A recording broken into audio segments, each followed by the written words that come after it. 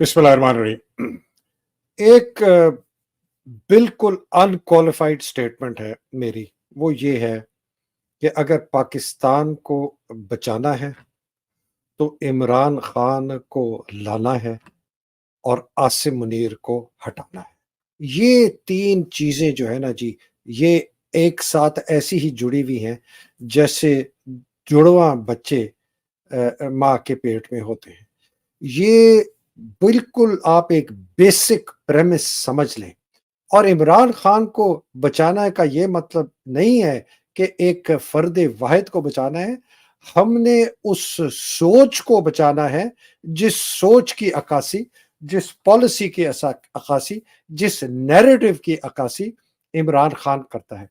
इमरान खान की पॉलिसी और नैरेटिव दो फंडामेंटल प्रेमिसेस पे है। एक ये है कि पाकिस्तान में मसावात होनी चाहिए, समाजी इंसाफ होना चाहिए। पाकिस्तान के अंदर हर गरीब और अमीर को एक ही जैसे मौके मिलें, चाहे वो आपको एजुकेशन के, तालीम के, चाहे वो आपको हेल्थ केयर के, चाहे आपको कारोबार करने के, चाहे आपको नौकरी के, चाहे आपको फ्री स्पीच के, चाहे आपको किसी किस्म का जो मौके मुल्क एक अपने शहरियों को देता है, वो मसावी मौके हों, समाजी इंसाफ हो, सोशल जस्टिस जिसको कहते हैं, जो कि हमारा दीन का जो सबसे बड़ा अंडरपिनिंग है, सुतून, अल्लाह की वैदानियत को मानने के बाद, कयामत को मानने के बाद, हमारे रसूल की आखिर नबी बनेगा सल्लल्लाहु अलैहि वसल्लम के बाद, वो है कि समाज में इंसाफ हो, गरीब और अमीर एक ये है उसका। दूसरा उसका है इंसाफ का, कि इंसाफ जो है, किसी किस्म का इंसाफ जब तक आप नहीं दे सकेंगे लोगों को, तो समाजी इंसाफ, समाजी सोशल जस्टिस नहीं आ सकती। ये बहुत बड़े सुतून है, मिले हुए हैं साथ। ये है इमरान खान और ये है सोच जिसको हमने आगे, और उस सोच के सबसे बड़ा दुश्मन, उसके खिलाफ जो सबसे बड़ी एक बदबूदार और दीवार खड़ी है, वो है आसिम मुनीर, उसके जर्नैल और अफसोस से कहना पड़ता है अफवाज पाकिस्तान की ताकत।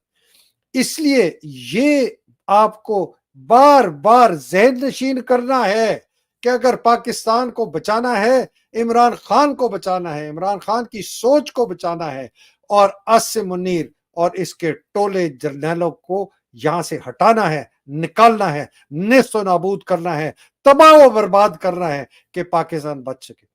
और पाकिस्तान अगर बचेगा तो भाई फिर मईशत भी आएगी, सियासी इस्तेकाम आएगा, मईशत ठीक होगी। और मईशत आसानी से ठीक नहीं होनी, मईशत को बड़ा टाइम लगेगा, बिकॉज आपको तकरीबन सारी रिवायरिंग करनी पड़ेगी अपने मईशत के हर पहलू पे। आपको उन कारोबारों को खत्म करना पड़ेगा जिससे सिर्फ एक छोटा सा टोला पैसे कमाता है, लेकिन बेशतर अवाम जो है वो बेचारी गुर्बत में फंसी रहती है, अफराते जर होता है, उधार पे हम फंसे रहेंगे, अमेरिका के अंडर रहेंगे।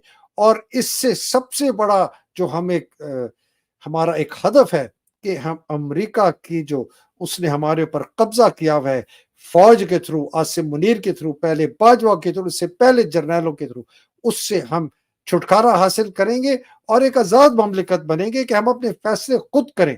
हमारे यहाँ इलेक्शंस हो, जो लोग जिनको इलेक्ट करना चाहते हैं वो करें। ये एक बहुत बड़ा सुतून है।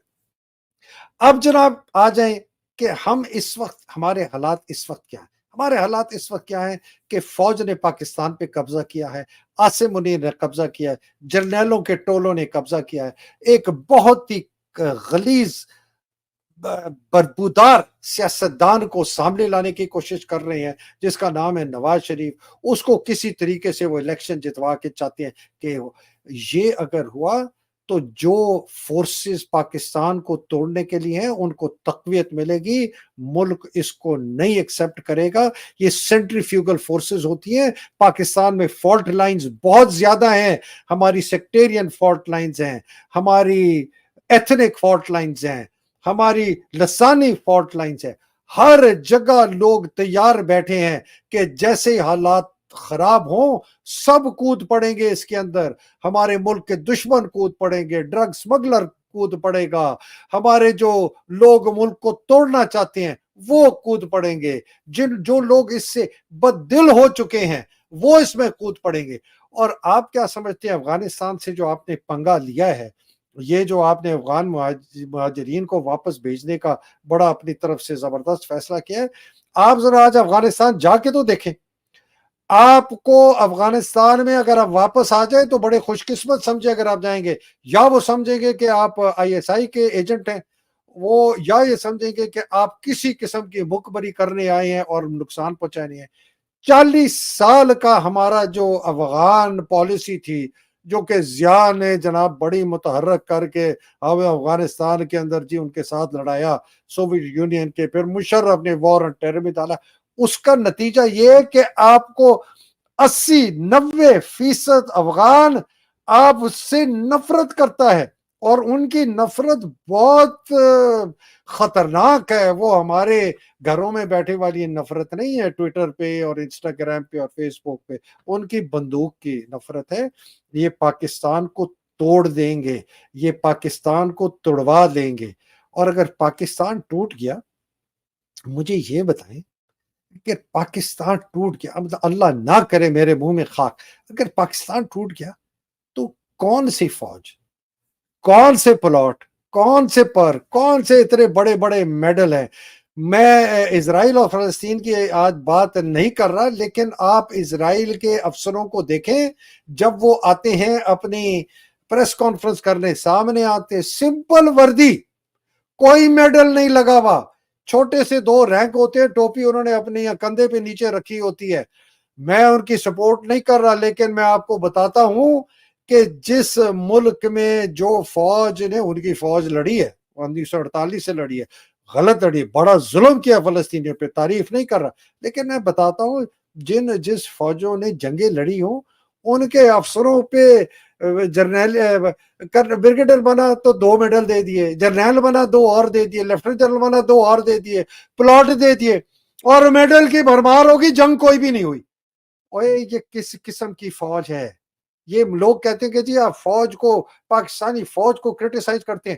میں کہتا ہوں مجھے بتائیں اس فوج نے پاکستان کو دیا کیا ہے, ان کے جرنیلوں نے پاکستان کو دیا کیا ہے, سوائے رسوائی, سوائے تباہی, سوائے بربادی, سوائے امریکہ کی ہم نے ان کی اجارت داری کو قبول کیا, ان کے ہم ٹٹو بن گئے کہ آپ فلسطین کی ایمبیسی میں ڈونیشن نہیں دے سکتے.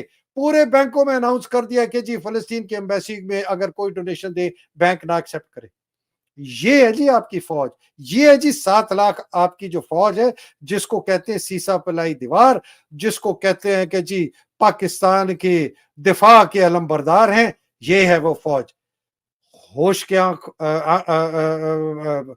ناخون لیں, ہوش کریں. پاکستان کی سالمیت فری اینڈ فیئر الیکشن میں, پاکستان کی سالمیت سویلین سپریمیسی, پاکستان کی سالمیت پولیٹیکل سٹیبلٹی میں, اکنامک سٹیبلٹی میں, لوگوں کی منشا سے جو الیکٹ ہوں وہ بھاگ دوڑ سنبھالیں. اسپیشلسٹ کا دور ہے, یہ ٹٹو ڈڈو نما جرنیلوں, غلیظ کمینے گھٹیا آصم منیر اور اس کے جرنیلوں کا دور نہیں ہے. بہت شکریہ.